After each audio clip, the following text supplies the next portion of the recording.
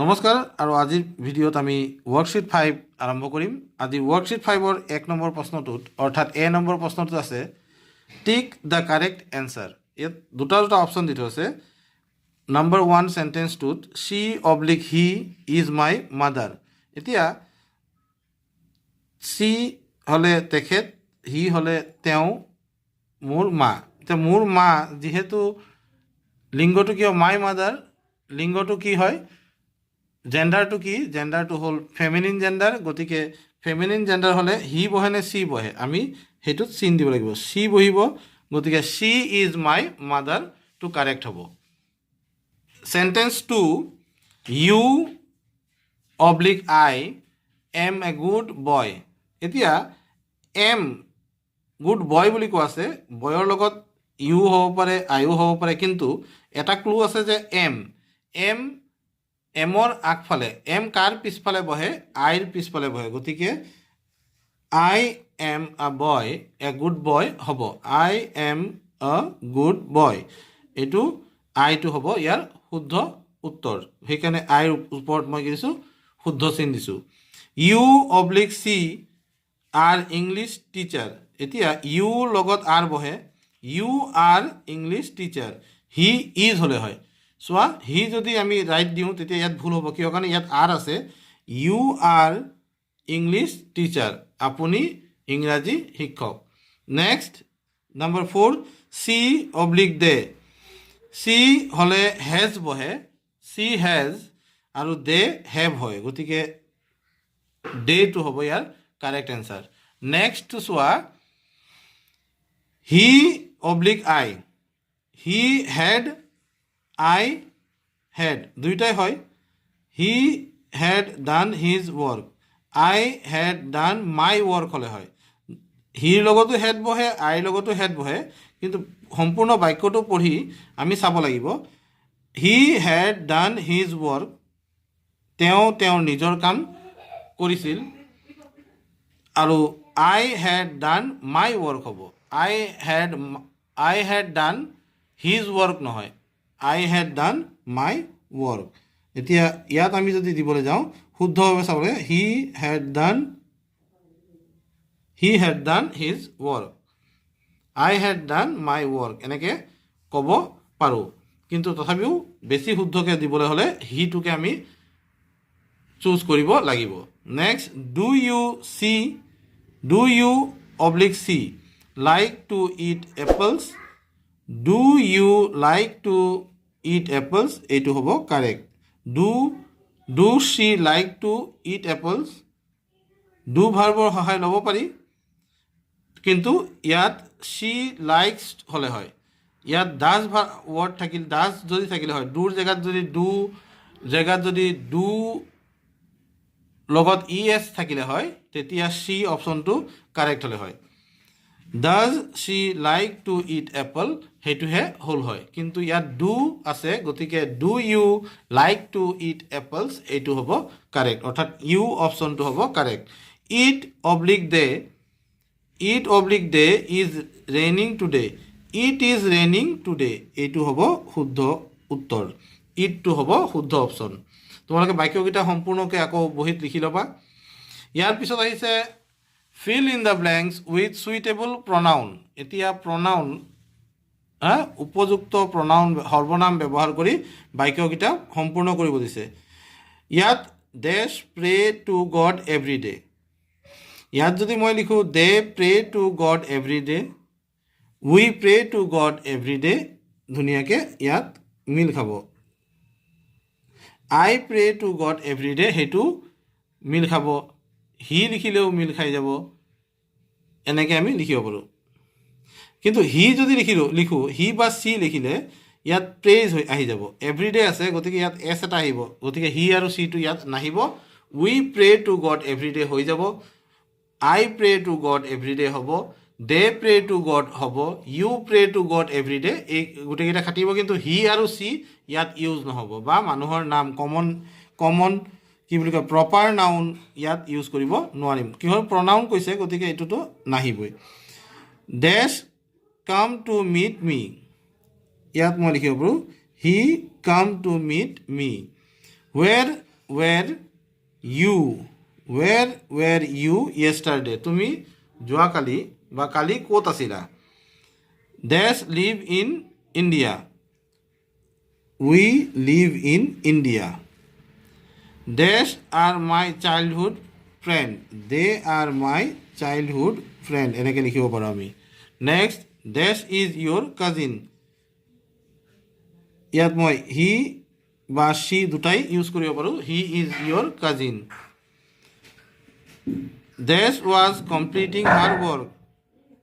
ইয়াত her আছে গতিকে she was completing her work বুলি আমি লিখিব পাৰোঁ. Next হ'ল change the underlined nouns to pronoun. The boy is sleeping in the room. বা ইয়াত মই the boy জেগাত কি লিখি দিম? He is sleeping in the room. He is sleeping in the room. He is sleeping in the room. The woman is buying a new sari. এতিয়া এনেকৈ লিখিব পাৰোঁ. She is buying a new sari. She is buying a new sari. Question same আছে. The children are going for a picnic. ইয়াত লিখিব পাৰোঁ. They are going for a picnic. They are going for a picnic. Next, Hina, Mina and I. ইয়াক যদি আমি pronoun লিখিবলৈ যাওঁ, Hina, Mina, I আমি we লিখিব পাৰোঁ. We want to see the zoo. We want to see the zoo. The man is hardworking. The man আমি ইয়াত লিখিব পাৰোঁ. He is hardworking. Hardworking. আমি pronoun ইউজ কৰি লিখিব লাগে. The girls. The girls বুলি কৈছে লিখি দিম they. They bought the dolls. They bought the dolls. The teacher teaches us. He teaches us. He teaches us. The doctor treats us. আকৌ লিখিব পাৰোঁ. He treats us. এনেকৈ আমি আণ্ডাৰলাইন কৰা যিবোৰ নাউন আছে তাৰ সলনি আমি প্ৰনাউন দি দিব পৰা হ'লোঁ. নেক্সট ডি নম্বৰ কুৱেশ্যন আছে. নিৰ্দেশ কি চোৱা. Correct the following sentence using suitable pronoun. He is my elder sister. এইটো হি আছে, ইয়াত আচলতে হ'ব লাগে she. She is my elder sister. She is my father. এইটো কিন্তু চিৰ জেগাত কি হ'ব? He is my father. মানে ফাদাৰ যিহেতু পুলিংগ অৰ্থাৎ মেস্কুলিন জেণ্ডাৰ, সেইকাৰণে ফাদাৰৰ লগত চি কেতিয়াও নবহে. উই এম কেতিয়াও নহয়. এমৰ আগফালে কি বহে? এমৰ আগফালে I. I am the monitor of the class. তোমালোকে গোটেই বাক্যটো লিখিবা. I am the monitor. I am the monitor of the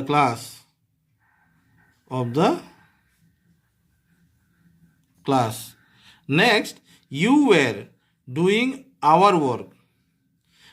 You were doing our work. এতিয়া we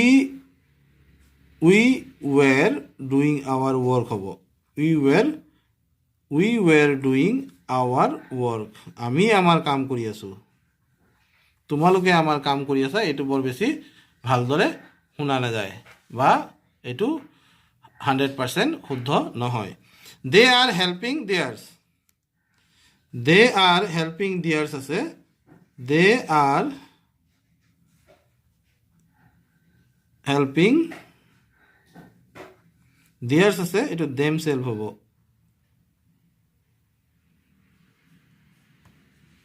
দেয়াৰ্ছ নহয়, হেল্পিং দেয়াৰ্ছ নহয়, দেম হ'ব পাৰে, দেম চেল্ফ নহয়, এইটো দেম দেম বুলি লিখিলেও হ'ব। They are helping them, them self লিখিব নালাগে, দে আৰ হেল্পিং দেম লিখিলেও হৈ যাব।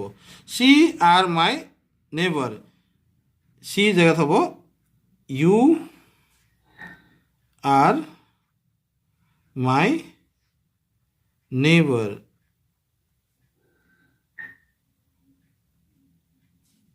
এতিয়া ইয়াত নেইবাৰ্ছ আছে, এছ আছে, গতিকে ইউ নহ'ব, ইয়াত হ'ব they R my neighbours, U নহ'ব, কিয় কাৰণে ইয়াত নেইবাৰ্ছ এছটো লগোৱা আছে, গতিকে যিহেতু নেইবাৰ্ছ বুলি কোৱা আছে গতিকে এছ আছে, সেইকাৰণে ইয়াত কি হ'ব বা ইউ দে আৰ মাই নেইবাৰ্ছ লিখিছোঁ, ইউ আৰ মাই নেইবাৰ্ছ, এইটো দুইটাতে খাটি যায়, দুইটাই কিন্তু শুদ্ধ বুলি ক'ব পৰা যাব।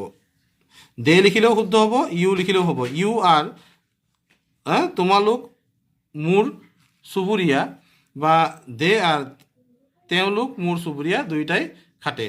চি ইউ দিলেও হ'ব।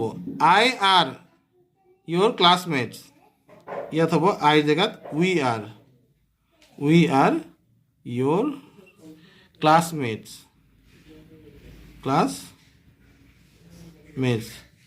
এই 6 নম্বৰটোত দুয়োটাই কিন্তু শুদ্ধ হয়। দেও বহাব পাৰা, ইউ বহাব পাৰা, দুটা একলগত বহাই নিদিবা, যিকোনো এটাহে বহাবা। ইউ আৰ মাই নেইবাৰ্ছ লিখিবা, নহয় বা দে আৰ মাই নেইবাৰ্ছ লিখিবা। তাৰপিছত আহি গ'ল my mother gave him a watch on my birthday. এতিয়া মাই মাদাৰ গেভ মি হ'ব, কিয় কাৰণে ইয়াত মাই বাৰ্থডে বুলি কোৱা আছে। মাই mother gave me a watch on my birthday, মোৰ বাৰ্থডেত মোকহে দিব। গতিকে এই আছিল তোমালোকৰ ৱৰ্কশ্বীট 5ৰ উত্তৰসমূহ, প্ৰশ্ন উত্তৰসমূহ। তোমালোকে আশা কৰোঁ ভালদৰে বুজি পাইছা। এইখিনি কৈ মোৰ আজিৰ ভিডিঅ'টো ইয়াতে সামৰিব লৈছোঁ। সকলোকে ধন্যবাদ জনাওঁ যিসকলে ভিডিঅ'টো চাইছা। পৰৱৰ্তী ভিডিঅ'ত মই ৱৰ্কশ্বীট 6টো তোমালোকৰ মাজলৈ আগবঢ়াই নিম। ধন্যবাদ।